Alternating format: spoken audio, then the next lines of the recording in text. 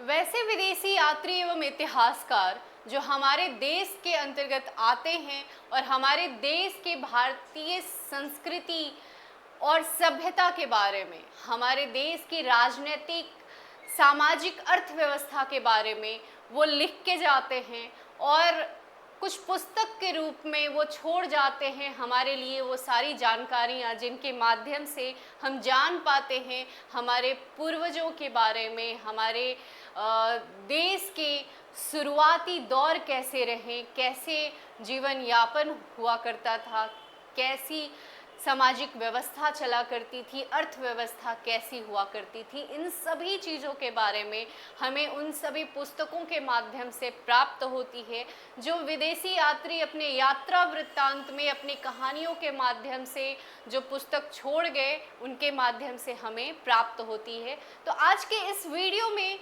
हम इन सभी व्यक्तियों के बारे में जानेंगे, जो प्रमुख व्यक्ति जिनसे रिलेटेड हमेशा एग्जाम में क्वेश्चन पूछे जाते हैं। तो आज उन सभी प्रमुख व्यक्तियों की चर्चा आज इस वीडियो में करेंगे और समझने का प्रयास करेंगे, ताकि आपको इससे रिलेटेड कहीं से भी क्वेश्चन पूछे तो आपसे छूट ना पाए और अच्छा स्कोर कर पाए। इसलिए आप इस वीडियो के अंत तक बने रहें और जानने का प्रयास करें। तो देखते हैं वो कौन कौन से विदेशी यात्री एवं इतिहासकार रहे हैं। तो विदेशी यात्रियों में सर्वप्रथम यूनानी रोमन लेखक आते हैं, दूसरा चीनी लेखक, तीसरा अरबी लेखक और कुछ अन्य लेखक भी हैं जो विदेशी यात्रियों के अंतर्गत आते हैं। तो उन सभी के बारे में हम देखेंगे। तो सबसे पहले हम देखेंगे यूनानी रोमन लेखक के बारे में, वो प्रमुख लेखक जिनसे हमारे एग्जाम में क्वेश्चन पूछे जाते हैं, बराबर क्वेश्चन पूछा जाता है। टेसियस कहाँ से था, ये किसका राजवैद्य था, तो इस तरीके से क्वेश्चन पूछे जाते हैं। तो चलिए देखते हैं।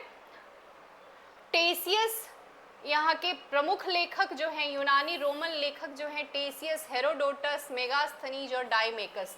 ये नाम आपको सुना सुना सा लग रहा होगा, लेकिन इनके बारे में क्वेश्चन कैसे पूछे जाते हैं ये भी आपको धीरे धीरे हम बताते चलेंगे। तो टेसियस के बारे में पूछा जाता है कि ईरान का राजवैद्य कौन था जो भारत में आया था। ठीक है, ईरान का राजवैद्य टेसियस था। ठीक है, भारत के संबंध में इसका विवरण आश्चर्यजनक कहानियों से परिपूर्ण होने के कारण अविश्वसनीय है। ठीक है, दूसरा आता है हेरोडोटस। हेरोडोटस को इतिहास का पिता कहा जाता है। इतिहास का पिता किसे कहते हैं? हेरोडोटस को। काफ़ी महत्वपूर्ण क्वेश्चन है, इसे आप ध्यान में रखेंगे। एक इनकी पुस्तक जो है हिस्टोरिका है। ठीक है, हिस्टोरिका इनकी पुस्तक है। आगे चलेंगे हम मेगास्थनीज के बारे में। तो मेगास्थनीज सेल्यूकस निकेटर का राजदूत था, ये भी बहुत महत्वपूर्ण हो जाता है। सेल्यूकस निकेटर का राजदूत था मेगास्थनीज। ये चंद्रगुप्त मौर्य के राज दरबार में आया था। इनकी पुस्तक इंडिका है। ये भी आप क्वेश्चन अगर बनाते होंगे तो आपको पता होगा, इंडिका के बारे में पूछा जाता है। इंडिका को किसने लिखा था, इंडिका के लेखक कौन थे? तो मेगास्थनीज इंडिका के लेखक है। और इंडिका के अंतर्गत किस राजवंश की जानकारी हमें प्राप्त होती है? तो मौर्यकालीन राजवंश की, मौर्यकालीन व्यवस्था की जानकारी हमें प्राप्त होती है। और ये चंद्रगुप्त मौर्य के राज दरबार में आया था। तो ये ध्यान में रखना है। कौन कौन से पॉइंट? एक तो सेल्यूकस निकेटर का राजदूत था, चंद्रगुप्त मौर्य के राज दरबार में आया, और इंडिका इसकी पुस्तक है। और इस पुस्तक में मौर्यकालीन व्यवस्था की जानकारी हमें प्राप्त होती है। ठीक है, अभी आगे चलेंगे, हम देखेंगे। चौथा नंबर है डाइमेकस। ये सब भी बहुत इंपॉर्टेंट है, आपको ध्यान में रखना है। डाइमेकस सीरियन नरेश आंतियोकस का राजदूत है। सीरियन नरेश आंतियोकस का राजदूत था, बिंदुसार के राज दरबार में आया था। ये दो क्वेश्चन बहुत इंपॉर्टेंट हो जाते हैं। सीरियन नरेश आंतियोकस का राजदूत कौन था जो भारत में आया था या बिंदुसार के राज दरबार में आया था? तो ये डाइमेकस था। ठीक है, ये भी क्वेश्चन पूछा जाता है। डायोनीसियस जो मिस्र नरेश टॉलमी फिलाडेल्फस का राजदूत था। टॉलमी फिलाडेल्फस का राजदूत कौन था? तो डायोनीसियस, ये अशोक के राज दरबार में आया था। ठीक है, अब आते हैं टॉलमी। टॉलमी ने भारत का भूगोल नामक पुस्तक लिखी थी। प्लिनी के पुस्तक है नेचुरल हिस्ट्री, और इसके अंतर्गत भारतीय वनस्पति और जीवों की जानकारी प्राप्त होती है। कभी कभी टॉलमी और प्लिनी से भी क्वेश्चन पूछ लिए जाते हैं। भारत का भूगोल किसने लिखा? टॉलमी ने लिखा। और नेचुरल हिस्ट्री किसकी पुस्तक है? तो प्लिनी की पुस्तक है। ये भी ध्यान में आपको रखना है। आगे बढ़ेंगे, हम देखेंगे पेरिप्लस ऑफ द इरिथ्रियन सी। ये भी क्वेश्चन पूछ लिया जाता है बराबर। ऐसे तो इसके लेखक की जानकारी हमें नहीं मिल पाई है, लेकिन फिर भी ये काफ़ी इम्पॉर्टेंट हो जाते हैं हमारे भारतीय सभ्यता के लिए। तो इसलिए पेरिप्लस ऑफ द इरिथ्रियन सी, जिसके अंतर्गत भारतीय बंदरगाहों की जानकारी हमें मिलती है इस पुस्तक के अंतर्गत, इसलिए ये इम्पॉर्टेंट हो जाता है। तो क्वेश्चन पूछ लिया जाता है कि पेरिप्लस ऑफ द इरिथ्रियन सी के लेखक कौन है। लेखक की जानकारी हमें प्राप्त नहीं है, लेकिन फिर भी पूछ लेते हैं। अब कुछ ऑप्शन दे देंगे, उस ऑप्शन में एक ये भी ऑप्शन जरूर रहेगा कि इनमें से कोई नहीं। तो आपको अगर पता है कि इनके लेखक नहीं है तो आप मारेंगे इनमें से कोई नहीं उसका आंसर, ठीक है। अभी आते हैं सिकंदर के साथ आने वाले लेखकों में नियाकस, आनेसिक्रिटस और अरिस्टोबुलस हैं। ये भी क्वेश्चन पूछा जाता है, सिकंदर के साथ आने वाले कौन कौन से लेखक हैं। ये अपने साथ इन तीनों लेखकों को लेकर के चला था, नियाकस, आनेसिक्रिटस और अरिस्टोबुलस, ठीक है। क्वेश्चन पूछ लिया जाता है सिकंदर के साथ आने वाले लेखक कौन कौन से हैं। 4 ऑप्शन दे देंगे कौन कौन से लेखक हैं, तो उसमें ABC, BCD ऐसे करके ऑप्शन रहेंगे। अगर आपको पता रहेगा तो उन 4 ऑप्शन में इन तीनों का नाम आप पहचान पाएंगे। तो इसलिए आपको ध्यान में रखना है नियाकस, आनेसिक्रिटस और अरिस्टोबुलस। इस प्रकार से हम आगे बढ़ेंगे। चीनी लेखक के बारे में जानेंगे। चीनी लेखक में प्रमुख लेखक जो है फाहियान, सुंग्यून और ह्वेनसांग, ठीक है। अब देखते हैं कि चीनी लेखक में जो फाहियान हैं वो किसके राज दरबार में रहते हैं? गुप्त राजा चंद्रगुप्त द्वितीय के राज दरबार में ये रहते हैं। और इनकी पुस्तक फोगोजी है जो बौद्ध राज्यों का अभिलेख है। और इसके अंतर्गत जो जानकारी है गुप्त काल, विशेषकर मध्य प्रदेश की समाज की संस्कृति की जानकारी मिलती है। मध्य प्रदेश की जनता को खुशी और समृद्धि बताया है। वो काफ़ी खुश और समृद्ध होते हैं मध्य प्रदेश की जनता, इस प्रकार से उन्होंने अपने पुस्तक के अंतर्गत बताया है। ये देखिए, ये फाहियान थे। तो इस प्रकार हम आगे बढ़ेंगे। फाहियान के बाद सुंग्यून के बारे में देखेंगे। सुंग्यून के बारे में हम कुछ पॉइंट देखेंगे। 1518 ईस्वी में ये भारत आया था। अपने 3 वर्षों की यात्रा में बौद्ध धर्म की प्राप्तियां को कलेक्ट कर पाया था, एकत्रित कर पाया था, ठीक है। बौद्ध धर्म के बारे में वो बहुत सारी चीज़ें कलेक्ट कर पाया और अपनी यात्रा वृत्तांत में वो बहुत सारी बातें लिख पाया है बौद्ध धर्म के बारे में। वेनसांग हमारे लिए, हमारे एग्ज़ाम के लिए काफ़ी इम्पॉर्टेंट हो जाता है क्योंकि ये बिहार से भी जुड़ा हुआ है। बिहार में स्थित नालंदा विश्वविद्यालय में ये कुछ समय तक अध्ययन और अध्यापन का कार्य भी करते हैं, इसलिए ये इम्पॉर्टेंट हो जाते हैं। तो इनके बारे में कुछ पॉइंट है जो याद रखना है। ये हर्षवर्धन के काल में आए थे। वेनसांग हर्षवर्धन के काल में आए थे। 15 वर्ष तक ये रहे हमारे इंडिया के अंतर्गत। और इनकी पुस्तक जो है सीयूकी है। सीयूकी के अंतर्गत हर्षकालीन व्यवस्था की जानकारी मिलती है। क्वेश्चन पूछ लिया जाता है, सीयूकी जो हर्षवर्धन की पुस्तक है उसके अंतर्गत वेनसांग की पुस्तक है, इसके अंतर्गत किसकी जानकारी मिलती है, किस शासन काल की जानकारी मिलती है? तो हर्षकालीन व्यवस्था की जानकारी हमें मिलती है। इसके अंतर्गत 138 देशों का विवरण भी प्राप्त होता है। और ये बिहार में स्थित नालंदा विश्वविद्यालय में अध्ययन और अध्यापन का कार्य करते हैं। समकालीन कुलपति हैं आचार्य शीलभद्र, ठीक है। ये आपको याद रखना है। आगे बढ़ेंगे। आगे इत्सिंग के बारे में देखेंगे। इत्सिंग 7वीं सदी के अंत में भारत आया। 7वीं सदी के अंत में भारत आते हैं और एक चीनी यात्री और ट्रांसलेटर होते हैं, अनुवादक होते हैं। ये जानकारी देते हैं समकालीन भारत की नालंदा और विक्रमशिला विश्वविद्यालय के बारे में। ये जानकारी हमें प्रदान करते हैं इत्सिंग। ठीक है, इत्सिंग कब आए थे? 7वीं सदी में, और ये चीनी यात्री और ट्रांसलेटर होते हैं।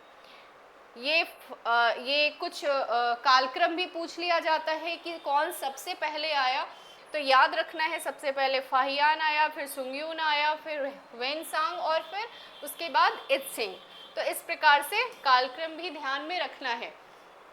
अभी अरबी लेखक के बारे में आएंगे, तो अरबी लेखक में सबसे इम्पॉर्टेंट आप देखेंगे तो अल बरूनी और इब्न बतूता के बारे में लगातार क्वेश्चन पूछे जाते हैं। अल बरूनी किसके शासन काल में आया, इसके पुस्तक कौन सी है, किसके साथ आया भारत में, ये भी बहुत पूछे जाते हैं। ठीक है, महमूद गजनवी के साथ ये भारत में आने वाला अरबी लेखक है। ठीक है, ये क्वेश्चन पूछा जाता है, अल बरूनी किसके साथ भारत में आया था, तो ये महमूद गजनवी के साथ आया था। इनकी पुस्तक है किताबुल हिंद, तहकीक हिंद और भारत की खोज है। भाषा इनकी अरबी है। 80 चैप्टर में इन्होंने लिखा है अपने पुस्तक को। ठीक है, अब इनके अंतर्गत जानकारी जो है धर्म, दर्शन, त्योहार, खगोल विज्ञान के बारे में, समाज, तंत्र मंत्र के बारे में और राजपूत कालीन राजनैतिक और सामाजिक स्थितियों के बारे में जानकारी प्राप्त होती है। तो इस प्रकार से अल बरूनी के बारे में आपने देखा। अब आगे आएंगे इब्न बतूता के बारे में। इब्न बतूता किसके साथ भारत में आया? मोहम्मद बिन तुगलक के समकालीन एवं मोरक्को यात्री, लेखक और खोजी है। ठीक है, यात्रा वृत्तांत इनकी पुस्तक जो है रेहला है, अरबी भाषा में 14वीं सदी की भारतीय परिस्थितियों के बारे में इसके अंतर्गत जानकारी मिलती है। जो इनकी पुस्तक है वो कौन सी है? रेहला। कभी रेहला पूछा जाता है, रेहला पूछा जाता है। ये किस भाषा में लिखते हैं? तो अरबी भाषा में। ये मोरक्को यात्री हैं, मोहम्मद बिन तुगलक के समकालीन हैं, मोहम्मद बिन तुगलक के राजदरबार में ये रहते हैं। विशेष क्या है इसके बारे में? तो 1333 में मोहम्मद बिन तुगलक ने इब्न बतूता को दिल्ली का काजी या न्यायाधीश बनाया था। दिल्ली का काजी और न्यायाधीश किसे बनाया गया था? मोहम्मद बिन तुगलक के द्वारा। तो इब्न बतूता को बनाया गया था। ठीक है, ये काफ़ी इम्पॉर्टेंट क्वेश्चन बन जाता है आपके एग्जाम के लिए, इसलिए आपको ये सारे पॉइंट को ध्यान में रखना है। ठीक है, अभी आगे बढ़ेंगे, हम देखेंगे अन्य लेखक के बारे में। तो अन्य लेखक कौन कौन से हैं हम देखेंगे। तारानाथ, मार्को पोलो, इनसे भी क्वेश्चन बराबर पूछा जाता है। तारानाथ जो हैं, देखने में इनका हिंदी है तारानाथ नाम, लेकिन ये तिब्बती लेखक है। तिब्बती लेखक है, पुस्तक कंगियूर या तंगियूर है। ठीक है, मार्को पोलो 13वीं सदी के अंत में पांड्य राज्य की यात्रा किया था। ठीक है, मार्को पोलो जो है 13वीं सदी के अंत में पांड्य राज्य की यात्रा किया और पांड्य इतिहास की जानकारी ये प्रदान करता है अपने पुस्तकों के माध्यम से। यहाँ पे देखें तो ये पूरा पांड्य राज्य वाला क्षेत्र है। ठीक है, इटली का यात्री था ये और 13वीं सदी के अंत में आया, पांड्य राज्य की यात्रा किया और पांड्य इतिहास की जानकारी अपने पुस्तक के माध्यम से देता है। तो इस प्रकार से जो लेखक हैं उनके बारे में आपको जानकारी हमने बताया कि कौन कौन से यूरोपियन लेखक हुए, अरबी लेखक हुए, चीनी लेखक हुए। तो इन सभी के बारे में आपको हमने बताया जो काफ़ी इम्पॉर्टेंट है आपके लिए एग्ज़ाम पॉइंट ऑफ व्यू से, इसलिए इन सारे तथ्यों को आप ध्यान में रखेंगे और याद करने का प्रयास करेंगे। अब क्वेश्चन कैसे पूछा जाता है ये भी आप देख लें। तो मेगास्थनीज ने, सबसे पहला क्वेश्चन हम देखेंगे, मेगास्थनीज ने अपनी प्रसिद्ध पुस्तक इंडिका में किस भारतीय शासक के दरबार में वर्णन किया है? मेगास्थनीज याद कीजिए, हमने बताया आपको, तो चंद्रगुप्त मौर्य। मेगास्थनीज की पुस्तक इंडिका है और किस भारतीय शासक के दरबार का वर्णन करता है? तो चंद्रगुप्त मौर्य, और इन्हीं के राज दरबार में ये रहता भी है। फाहियान किस काल के दौरान भारत आया था? ये भी ध्यान में रखना है, इसके बारे में भी हमने बताया, ये गुप्त काल के दौरान भारत आया था। इब्न बतूता ने किसके शासनकाल में भारत की यात्रा करी थी? ठीक है, तो तो इब्न बतूता मोहम्मद बिन तुगलक के आपको ध्यान में रखना है कि मोहम्मद बिन तुगलक ने इसे काजी भी बनाया था, दिल्ली का न्यायाधीश जिसे कहते हैं। तो इब्न बतूता के बारे में इस तरीके से क्वेश्चन पूछा जाता है। अब कुछ सब्जेक्टिव क्वेश्चन है जो मेंस में पूछे जाते हैं, वो कैसे पूछे जाते हैं। तो पहला नंबर हम देखेंगे, मेगास्थनीज द्वारा लिखित इंडिका में वर्णित भारतीय समाज और प्रशासन की प्रमुख विशेषताओं का वर्णन कीजिए। ये पहला क्वेश्चन हो गया। फाहियान और ह्वेनसांग द्वारा भारत में देखे गए सामाजिक, धार्मिक एवं शैक्षिक जीवन की तुलना कीजिए। इब्न बतूता की भारत यात्रा का ऐतिहासिक महत्व क्या है, उनके विवरण से हमें उस समय की भारत की किन किन बातों की जानकारी मिलती है, ये भी आपका क्वेश्चन बनता है। अरब यात्रियों द्वारा भारत की व्यापारिक, धार्मिक और सामाजिक दशा के संबंध में दी गई जानकारियों का विश्लेषण कीजिए। तो इस प्रकार से आपको मेंस में भी क्वेश्चन पूछे जाते हैं। हमने कुछ फैक्ट्स आपको बताए हैं। अगर डिटेल में आपको जानना है तो डिटेल के लिए आप पुस्तक को भी खोल सकते हैं कि क्या क्या इन्होंने जानकारियां प्रदान करी, किस प्रकार से इन्होंने किस पुस्तक के अंतर्गत क्या लिखा है। तो इन सभी चीज़ों के बारे में डिटेल अध्ययन कर सकते हैं। इससे रिलेटेड हम बाद में क्वेश्चन लॉन्ग वीडियो भी बनाएंगे। तो अभी इन सारे तथ्यों को आप याद करें पीटी पॉइंट ऑफ व्यू से, और पीटी में इस प्रकार से क्वेश्चन पूछे जाते हैं। तो आपको अगर ये वीडियो पसंद आता है तो आप चैनल को लाइक करें, सब्सक्राइब करें। धन्यवाद।